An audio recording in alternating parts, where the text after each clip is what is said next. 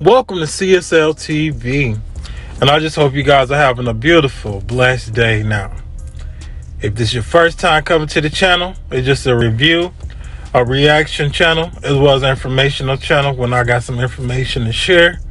You can help me out by subscribing. It's free. It costs you and me nothing. Just hit the little button, go ahead about your day. And if you appreciate and enjoy the stay, hey, welcome to CSL TV. Like, comment down below what made you want to watch the channel. I don't know how they be notifying people or how my stuff be popping up, but I appreciate you if you watched it, you rock with me and left a hi, bye, or whatever. Just keep it clean, keep it positive. I ain't gonna be in my feelings if somebody say something that's negative. But anyway, I don't want to keep this intro too long, so we're gonna start this off by a beautiful lady who's telling us about a disturbing bank robbery.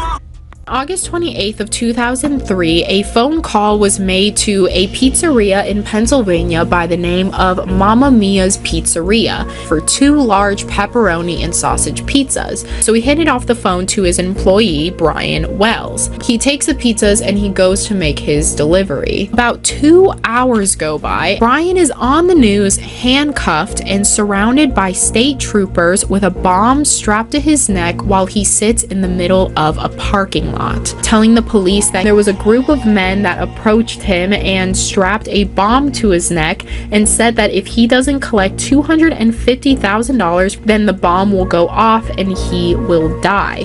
He was also given 8 pages of instructions that he was trying to give the police. Around 3:18 p.m. the bomb goes off. And so what happened between that time of Brian leaving the pizzeria to drop off the pizzas from the time of the parking lot is what remains the most mysterious. Brian's instructions is that he has to go to PNC Bank, get $250,000, collect the money, put it in the garbage bag, and then go to the McDonald's drive-through sign that was close by, and there at the sign he will find 2 more pages of instructions that will lead him to the keys that will disarm the bomb. At 2:20 p.m. that is when Brian arrived at PNC Bank with a bomb attached to his neck. They were only able to get $8,702 out.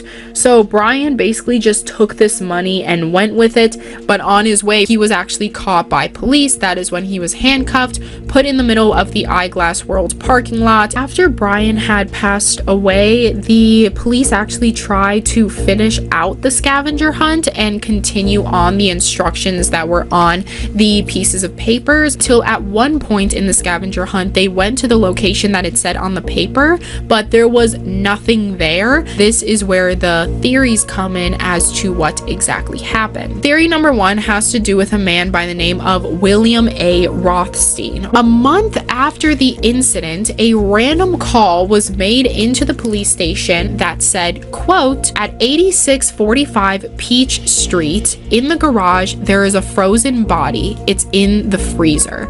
And that address just so happened to be William's home. When the police searched the freezer and found the body, the police asked William whose body this was. He said that he was holding it for his friend by the name of Marjorie Deal Armstrong, and the body in the freezer was identified as James Roden, Marjorie's boyfriend. The police arrested both Marjorie and William and put them in for questioning. William said that he was feeling super guilty about the whole situation, to the point where he even contemplated suicide. So when the police went into his house and they were snooping around trying to find more evidence, they actually did find William's suicide note in the desk drawer of his home. In the very first line, it said, "This has nothing to do with the Wells case," referring to Brian Wells of the bomb incident, which was very odd for police because they're like, why would we even make that connection? This kind of leads me into our second theory of Marjorie. So when looking into Marjorie's criminal history, people who grew up with Marjorie explain Marjorie to be very cocky and smart-ish. They said that she was the type of person that would make a simple thing very, very complicated just to make herself look smarter than what she actually was. And some would even go on to say that she even sounds like the type of person that would plan a bank heist and make it unreasonably complicated for no reason. And that leads me into my third suspect. In 2005, a witness came to the police saying that there was a man involved in the bomb collar incident and his name was Kenneth Barnes. Police were able to track him quite easily and ask him some questions. He said that Marjorie Deal Armstrong was indeed involved, and so that is when they went to Marjorie's cellmates, to which Marjorie's cellmate said that there was one specific time where Marjorie said that the only reason that she killed her boyfriend was because he found out about her bomb collar plan and was threatening to go to the police with that information. Marjorie told police that on the day of the bank robbery, she was actually driving around two men by the names of William Rothstein and Kenneth Barnes. And ironically, it was in the same areas as to where when they were doing the whole scavenger hunt and the paper said like, oh, go to this location, go to that location, Marjorie was taking them to the areas where it said to go on the instructions. She also took them to a Shell gas station and said that she had actually stopped at this Shell gas station to get a bit of gas while William got out the car and used the payphone, which around this time it was speculated that this was the phone call that was made to Mamma Mia's Pizzeria. But Marjorie then continues and she then says that Brian Wells was actually in on the operation and he wasn't just a victim. And if Brian was in on it, you may be thinking, well, if Brian was in on it, why would he voluntarily strap a bomb to his neck?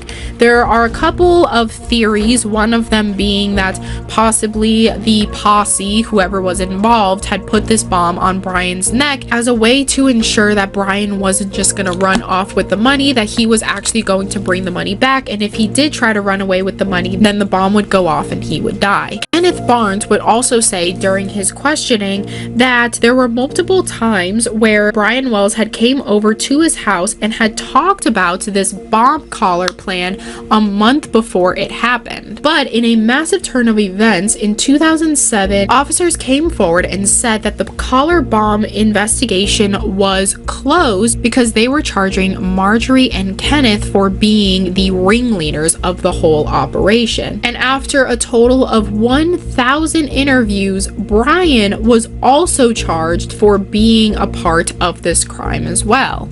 Just gotta say, that was a very sick, twisted way of them trying to rob a bank.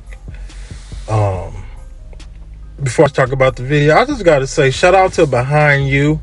I don't really know this girl's name, but her makeup, god dang, she did a wonderful job on her makeup. As we watch her put it on and her tell this story about, you know what I'm saying, this crazy, sick, twisted plot of how they tried to rob a bank that didn't work out and ended up to people dying for no reason because they all dumb. But man, these folks is crazy. You try to rob a bank, you get in on it, you let these folks put the bomb on your neck, and now you can't even, I mean, you dead. So it's like, y'all really didn't think that dumb plan through of what if something wasn't to work out? You know what I'm saying? He's not complying, Judge. Come around your side. Let me see your hands! How many occupants are in the vehicle? What's going on? How many occupants are in your vehicle? It's only myself. Why are your weapons drawn? What's going on? Open the door slowly and step out! Get out of the car now! What's going on? Get out of the car now! Get out of the car! Sir, just get out the car. Work with us and we'll talk to you. Get out the car. You received an order. Obey it. I'm honestly afraid to get out. Can I? Yeah, you should be. Get out. What's Get going out. on? What Get did out I the do? car. Not committed any crimes. You're being stopped on a traffic violation. You're not cooperating at this point right now. You're under arrest. For a traffic- You're being detained. Okay. You're being detained for For a obstruction of justice. traffic violation, I do not have to get out the vehicle. You haven't even told me why I'm being stopped. Really? Get your hands. Get out of the car now. Get out of the car. Get your hands off me, Get out of please. the- Get your hands off me. You know what? Get your hands off me. Not a Get your problem. hands off me. Back up, I Daniel. didn't do anything. Don't do that. Sir, Get out of the car Don't now. do that. Hey, sir, Get out of the do car that. now. Don't do. I'm trying to talk Get out. to you. Okay. I'm trying to I'm gonna talk. talk to Get you. out. Just get out of my Relax. car. Can you please Get out. relax? Can Get you out. please relax? Get out of the car right now. This Now. is not how you treat a vet. I'm actively serving this country, and this is how you're gonna treat me. Back up, Daniel. I didn't do any. Back up. Whoa, hold on. Hey, What's going? Hold on. Watch it. Air Force is deployed. Get out of the car. Get out of the car now. That's up. That's. Get out of the car now. Sir, just get out the car. I'm trying to breathe. Get out of the car now. Up. That's really up. Get out of the car and get on the ground now. Get. Let's go. Available. Get on the ground. Get on the ground. Please talk to Get me on the about ground what's now. going on. Get on the ground and you're getting sprayed again. Get on the ground. Can you please talk to me about what's Get on going the ground. on? Get on the ground now. Can you please talk to me Get on about the what's ground. going Get on the on? ground. Can you please talk to me about what's Yes, sir. going on? You're not. Can you please talk to me about what's going on? Why am I being treated like this? Why? You're not cooperating. Get on the ground. Why am I being treated like this? This is really messed up. This is really messed up. Sir. Man.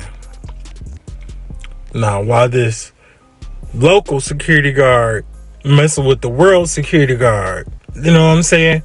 Like, all y'all do is secure local shit. Whereas, and he secure the world, Craig. So you little local guy, don't be going around because y'all be messing with folks. You know what I'm saying? On a whole different caliber of what y'all should be doing. But you messing with this world security guard. Why does the local security guard? You know what I'm saying? I mean, I seen the outcome. He actually ended up suing these people, and they only gave him a couple $1,000s. Now, for what they done, humiliated him, all this extra stuff, knowing that he ain't do nothing and they did their job improperly, he should get 100,000. You know what I'm saying? 150,000. I'm sorry, sir.